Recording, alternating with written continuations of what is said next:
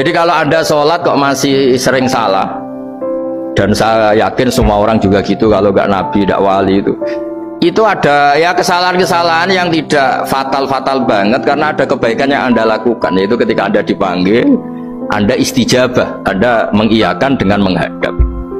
Ya, itu sudah bagus. Nah, setelah menghadap ternyata disuruh apa itu tidak nurut. Disuruh apa gak nurut itu satu kesalahan yang tidak mengganggu poin pertama tadi, Anda menghadap. Sehingga banyak cerita di hadis-hadis, ada sahabat yang zaman itu tidak soleh-soleh banget.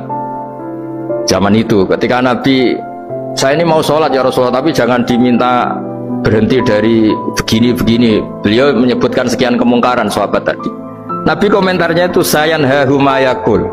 Nanti kalau sering sholat lama-lama ya nggak begitu itu. Nah, ini kelirunya kita sebagai manusia. Lama-lama juga baik itu kita kira itu terus harus sekarang gitu loh.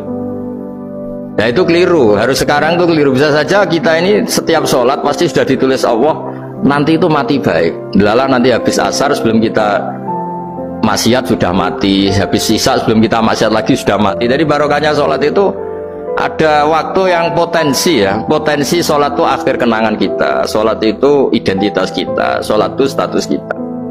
Nah, karena kita sholat itu pakai niat, niat itu komitmen. Sementara kalau Anda maksiat itu tidak pakai niat, karena zallah itu ya ada niat maksiat, tahu-tahu mungkin di bis ketemu orang cantik, terus agak jelalatan, tapi kan tidak niat. Tapi kalau sampai sholat kan datang ke masjid, bayangkan diimami ini, nanti kamu takbir, nanti kamu baca ini, baca ini. Jadi benar-benar komitmen, itu status kita. Kata Said Zabidi disebut mautinuhu wa haqiqatuh. Baiknya umat Islam itu kalau taat itu mautinu, itu alamat resminya, itu statusnya, kata Said Zabidi.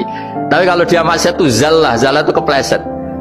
Jadi tidak pernah jadi status kita. Semoga semua maksiat kita ini tidak status tapi zallah. Tapi ketika taat itu status hakikat kita, maka falubudiyah ya haqiqatuh wa mautinuhu wa dzatuh. Ini kata Said Abdul Az-Zabidi pengarang Itham. Orang Islam itu orang yang ketika ibadah itu identitasnya betul, ketika ibadah itu Allahu Akbar, dia berharap rahmatnya Allah gini-gini. Nah, ketika salah dia zallah, dia ngantor ya ada niat korupsi, dia ingin memenai negara ini, dia nyai juga agak ingin macam-macam gitu. Ya tapi karena manusia terus ada zallah. Nah, semoga semua kesalahan kita ini zallah itu ya cara Jawa kepleset, tidak mental. Dan semua kebaikan kita ini mental, yaitu kebaikan yang jadi tempat kita, identitas kita, haqiqatu wa mautinuhu wa dzatuh. Tapi jangan pernah berpikir kalau apa artinya sholat kalau kita masih melakukan kemungkaran, itu salah besar. Sholat itu wajib, dengan Anda sholat itu sudah mengurangi kemungkaran Anda, karena Anda tidak melawan ketentuan Allah Ta'ala.